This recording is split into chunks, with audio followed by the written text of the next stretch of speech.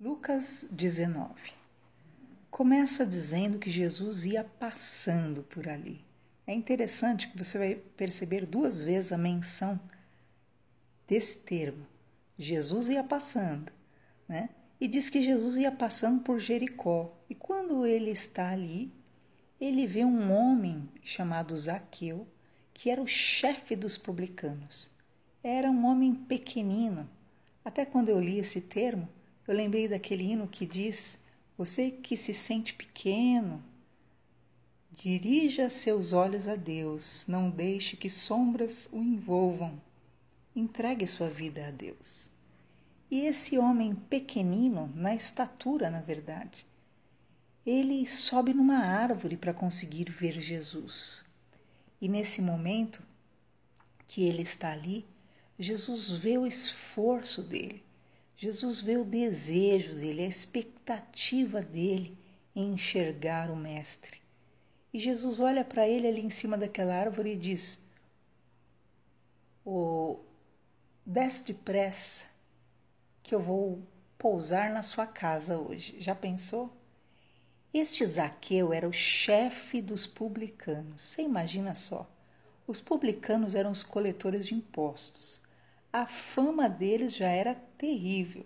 Por quê?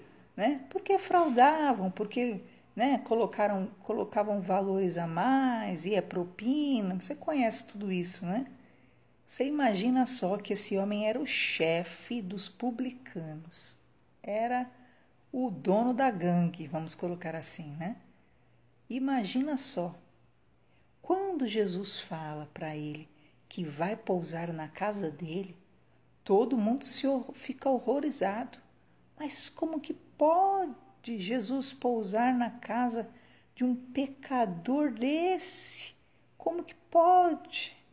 E ao redor da casa diz que só ficou essa murmuração e Jesus lá dentro. E Zaqueu ficou todo feliz. Ele desceu rápido daquela árvore e fez um banquete maravilhoso para Jesus. E lá fora o burburinho. Como que pode Jesus estar com um homem desse? Como que pode Jesus estar aí do lado desse homem? Só que de repente, aquele homem dá um brado, né? Eu imagino assim. E ele diz: eu darei metade dos meus bens e restituirei se eu defraudei alguém em algo, eu vou devolver. Queridos, nós estamos falando do dono da máfia. Nós estamos falando do chefe dos coletores de impostos. E esse homem, por estar ali com Jesus, a presença de Jesus na vida dele foi gerando um milagre, foi gerando uma mudança, foi gerando uma transformação genuína. E nesse momento, enquanto lá fora todos gritavam e murmuravam: como que pode? Jesus está aí? Como que pode? O fato de Jesus estar ali, do lado dele, estava gerando, sim, milagre e obra de Deus. E diz então que Jesus dá um brado também, penso eu. E Jesus diz: hoje veio salvação a essa casa, pois este também é um filho de Abraão. É interessante isso, né? Porque até então, quem cogitava que aquele homem podia ser um escolhido de Deus, alguém realmente que pertencesse ao Senhor, amado do Senhor. Mas Jesus Cristo esteve ali ao lado dele, ficou ali, e aquele homem comeu do pão junto com Jesus. E quando você senta à mesa com Jesus, o que é importantíssimo você sentar à mesa com Jesus. O que é isso, pastora, sentar à mesa? É você comer o pão, é você comer a palavra. Sabe o que vai gerar o milagre, a transformação, o impossível? É a palavra. E quando você senta à mesa com Cristo, essa convivência com Cristo vai gerando realmente dentro de você um sentimento, uma conscientização, uma ação para retribuir esse amor e essa graça divina. Disse então Jesus que aquele homem também era um filho de Abraão.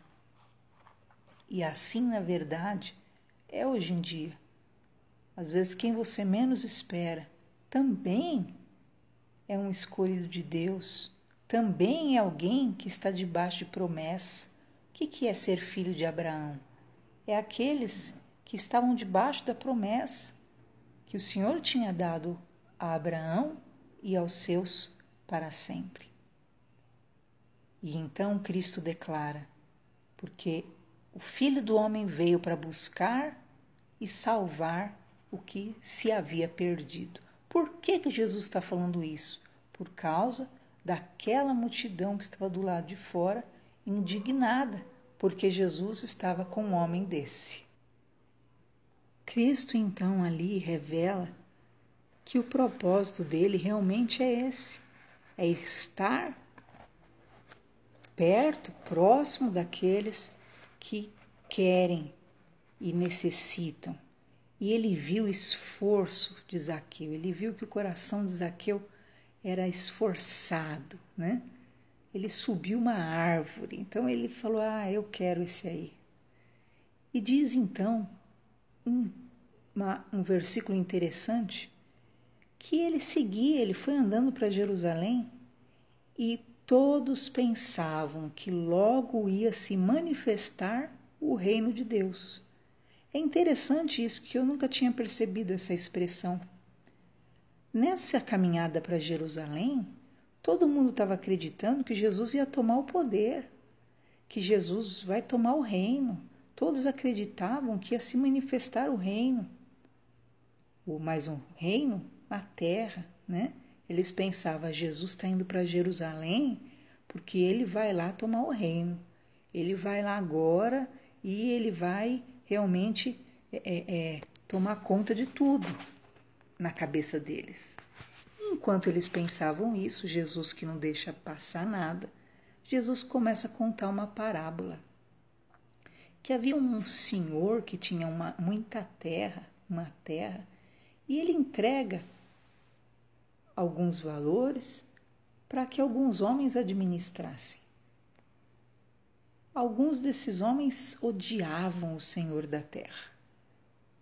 Mas depois que esse senhor voltou de conquistar o reino, ele volta e pede contas daquilo que tinha dado na mão daqueles homens.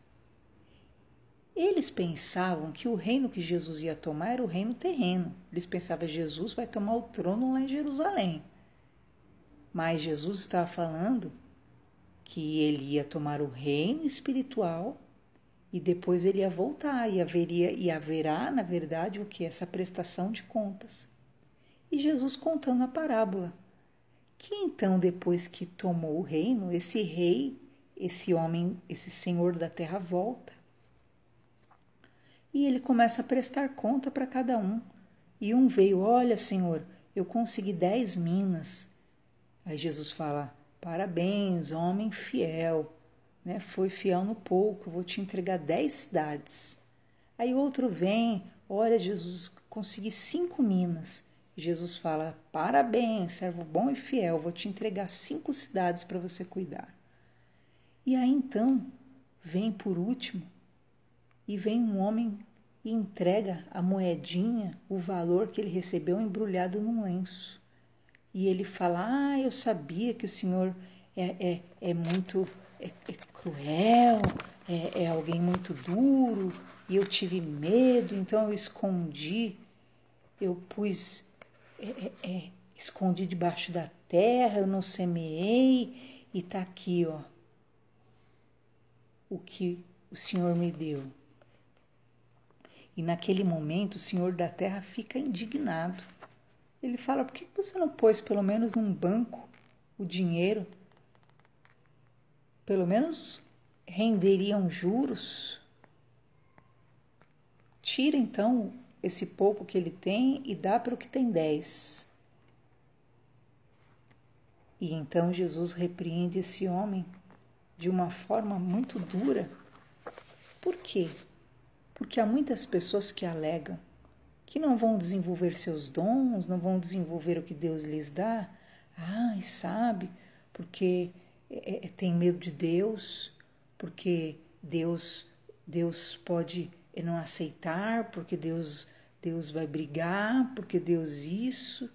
E esse tipo de pessoa que Cristo mostra aqui é esse, a quem Deus deu talentos, e ao invés de ele desenvolver, usufruir e dar conta e multiplicar, ele fica com essas justificativas, né?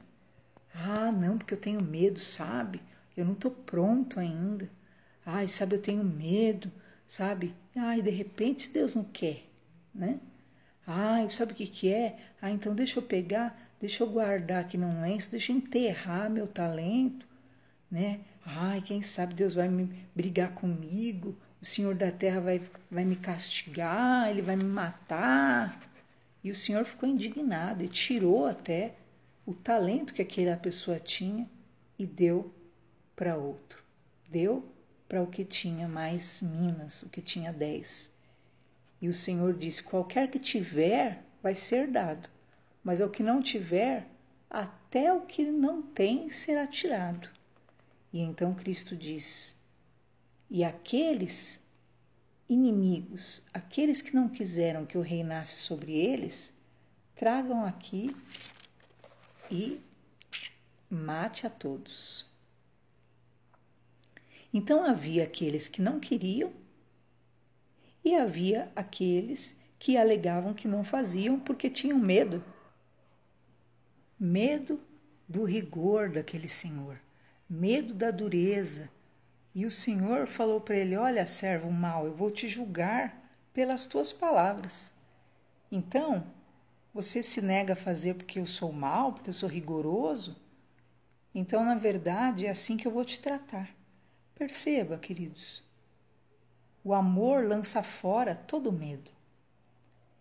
E esse sentimento genuíno para com Deus é fundamental para que você caminhe, para que você avance e faça o que Deus tem colocado na sua vida e cumpra o propósito e a vontade de Deus. Nesse momento, é tirado das mãos daquele homem o pouco que ele tinha e diz que é dado para outro. Por quê? Porque ele tinha medo de fazer e preferia sepultar, né, os seus dons, os seus dotes, sepultar aquilo que Deus entregou na mão dele. Então, aquilo que é a sua capacitação, aquilo que é o seu potencial, realmente precisa ser desenvolvido, precisa ser alcançado à vontade do Senhor e até superado, né? Você percebe que um gerou 10 minas, outro gerou 5.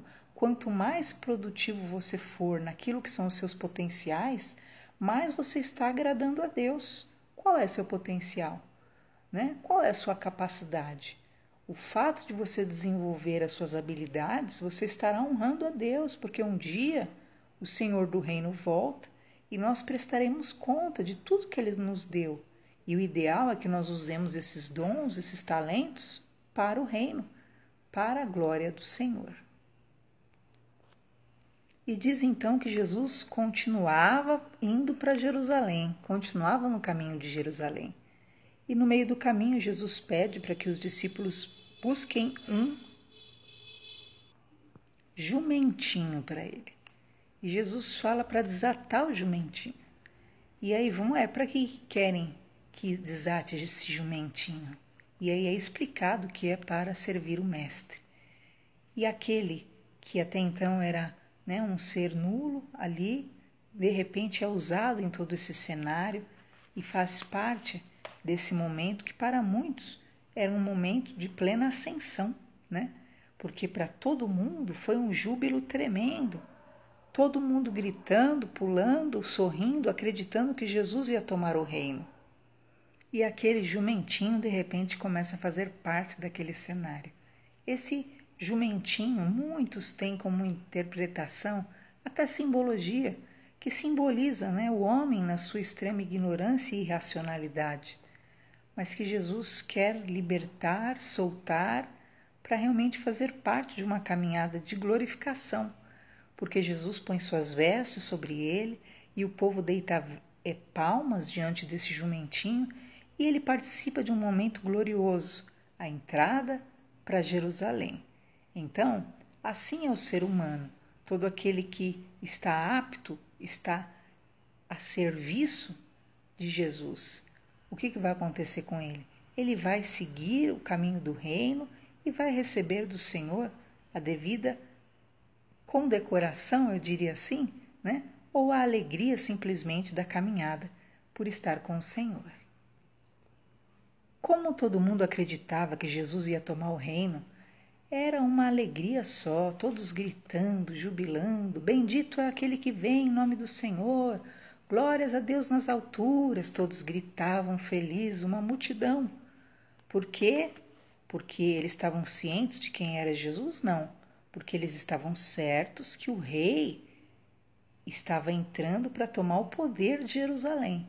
Mas o coração de Jesus tranquilo, porque ele não ia atender esse reino material que eles aguardavam. Mas realmente, Jesus estava entrando em Jerusalém para tomar o poder do inferno, o poder do diabo sobre as almas, o poder do pecado sobre o pecador, o poder da condenação eterna sobre as almas, o poder do inferno, o poder de tirar as chaves de Satanás, a chave da morte. Realmente, Jesus estava indo tomar o poder, mas o poder, primeiramente, no âmbito espiritual, para livrar a alma de todos os cativos. E, embora Jesus houvesse falado daquilo que era sua morte, seu sacrifício, todavia o povo continuava com os olhos cerrados. Quando Jesus chega perto de Jerusalém, ele realmente se emociona muito e ele chora sobre Jerusalém. Por quê? Porque ele sabia tudo que Jerusalém ia passar, tudo que o povo judeu ia enfrentar. E ele diz: se vocês conhecessem que o dia do Senhor chegou, se vocês recebessem como eu queria, mas está encoberto aos olhos de vocês, vocês não conseguem enxergar, né? Não conseguem enxergar que Jesus era o Salvador deles. Não conseguiram crer, até hoje os judeus não creem. E por causa disso, dias terríveis viriam sobre os judeus, e todos nós sabemos tudo que os judeus passaram. Terrível, né? Todo o nazismo, toda morte, tudo aquilo. E Jesus fala que chegaria o dia que os inimigos cercariam Jerusalém e estariam com trincheiras e sitiariam e realmente estreitariam todos os lados de Jerusalém e derrubariam Jerusalém. E todos os filhos que estivessem ali dentro padeceriam e não ficaria mais pedra sobre pedra, porque eles não conheceram o tempo da salvação. Isso é muito forte, né? Porque nós vimos todo esse cumprimento. Quantos judeus sofreram? Quantos judeus sofreram? E é fundamental nós entendermos quando é chegado o tempo da salvação, quando é chegado o dia do Senhor, e nós compreendermos, e nós aceitarmos, e nós acreditarmos. Qual foi o problema dos judeus? Eles não acreditaram. O Salvador foi até eles. Perceba o detalhe, queridos, de Lucas 19. O Salvador passou pela frente da casa de um chefe dos publicanos, um dos maiores corruptos, meu querido, da época, porque não há mal maior, a Bíblia fala, de ser largado, mais difícil do que o amor ao dinheiro. Jesus fala quão difícil é o rico entrar no reino de Deus. É mais fácil o camelo passar no fundo da agulha.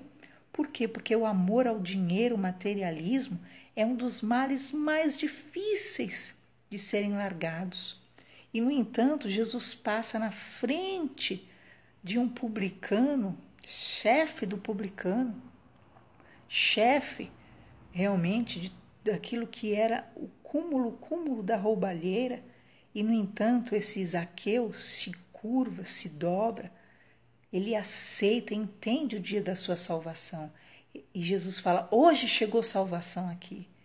E, no entanto, Jesus passou por Jerusalém, Jesus entrou na sua terra, Jesus passou no meio dos judeus e os judeus não aceitaram, não creram, não receberam. Entenda como é fundamental você perceber o dia aceitável do Senhor, o dia da sua salvação, o dia que o Senhor realmente está diante de você e você pode se abrir e você pode recebê-lo na sua vida, na sua casa, e você pode se posicionar diante dele. E Jesus fala, né, quão terrível, quanta dor ocorreu realmente em Jerusalém. Por quê? Porque eles não creram, eles resolveram descrer, eles resolveram não aceitar ao Senhor Jesus como Salvador.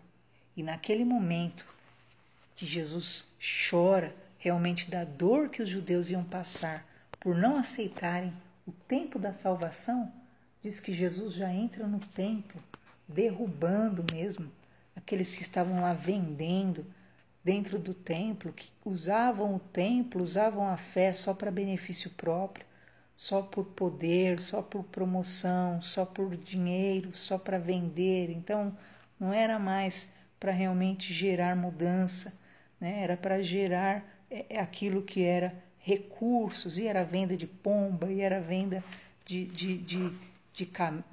carneiro, e ali virou um grande comércio. E Jesus já entra no templo realmente expulsando todos os que vendiam e estavam comprando ali no templo.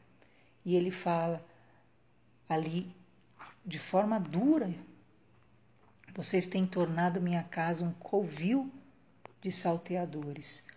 O que é a casa do Senhor? A casa do Senhor é o nosso corpo hoje em dia, né? A casa do Senhor não é o terreno, o plano físico, não são 4 paredes. E isso é fundamental nós entendermos. O tempo da salvação chegou e nós precisamos realmente ser o quê? Casa de oração. Jesus fala, a minha casa será chamada casa de oração, mas vós a tendes transformado num covil de salteadores. O que são salteadores? São ladrões. O que são ladrões? Né? A palavra diz que o diabo veio para matar, roubar e destruir. Então, ao invés de ser uma casa de oração, o seu coração, o seu templo, que só sobe para o céu oração, que só sobe para o céu adoração, que só sobe para o céu realmente aquilo que é devido a Deus, acaba se tornando um esconderijo de quê? De salteadores, um esconderijo de malignidades, um esconderijo de demônios, um esconderijo de ódio, um esconderijo de amargura, um esconderijo de pecados, um esconderijo de malignidades de toda a espécie. E naquele momento, você acha que ocorreu o quê? Que os religiosos, eles fizeram o quê? Eles se curvaram? Não. Diz que eles procuravam meios de matar Jesus, mas eles não sabiam como fazer, porque todos queriam ouvir o que Jesus dizia.